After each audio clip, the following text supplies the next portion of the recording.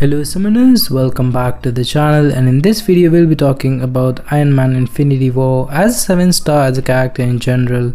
And he was actually buffed a few months ago. I often forget that because it was a noticeable buff. I wouldn't say it didn't change anything, because playing him is now much less stressful, yet you don't really see people using him offensively in any area these days.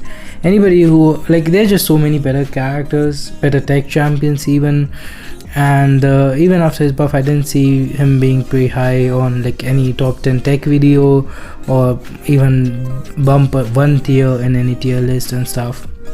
He stayed pretty much where he was, which is why I believe a lot of people, including me, forget that he was buffed.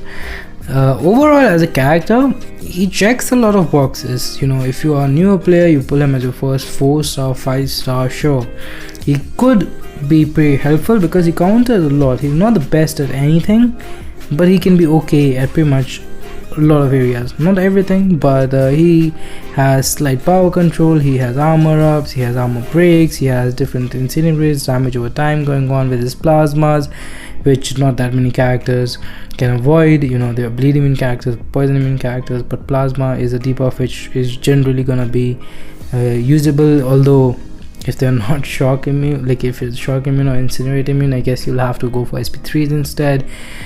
He has some power gain if he's low on HP, if you have him awaken. That's a sig ability, which is usually mostly seen as a defensive ability, but if you are playing him at a lower HP, it actually makes a decent difference. Overall, there is just a lot he can do, and not to mention he is still above average-ish defender. I wouldn't say he's good at this point. There's just a lot of counters, a lot of champions who can just deal with auto block. A lot of just players by themselves are more used to auto block at this point.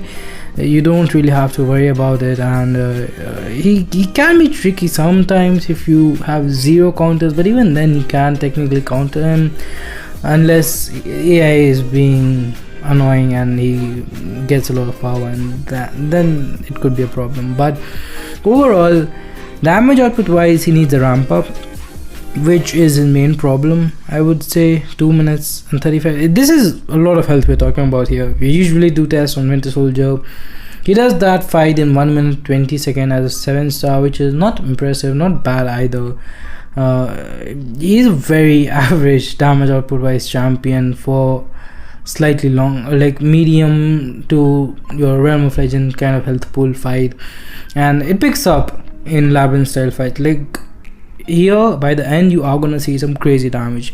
He will be taking 12,000 damage per tick, 24,000 every single second. That is crazy, you know, but it takes a while to build that. I wish he had power gains from beginning of some kind at least, you know, because his ramp up is tied to launching SP2 and then SP1, or directly going to SP3s and then using a heavy attack to convert to plasma, which just takes a lot of time to do, and his basic hits are not super hard. So yeah, overall I feel like we are at this point in the game where we really focus on niche champions, specific champions to counter specific stuff, like Human Torch for mystics, Nimrod for mutants, you know, some character for some node. We are really looking for champions who are good in certain health pools, like Galen for battlegrounds and stuff like that. So a character who's good in everything is kind of not great at anything at this point if you have the options. If you're a beginner, sure, I think he's a good pull, but if you are at a point where you're pulling 7 stars, I think you have better 6-star in the tech class to level up, rank up and use. That's pretty much gonna do it for this one. Thanks for watching. Bye bye.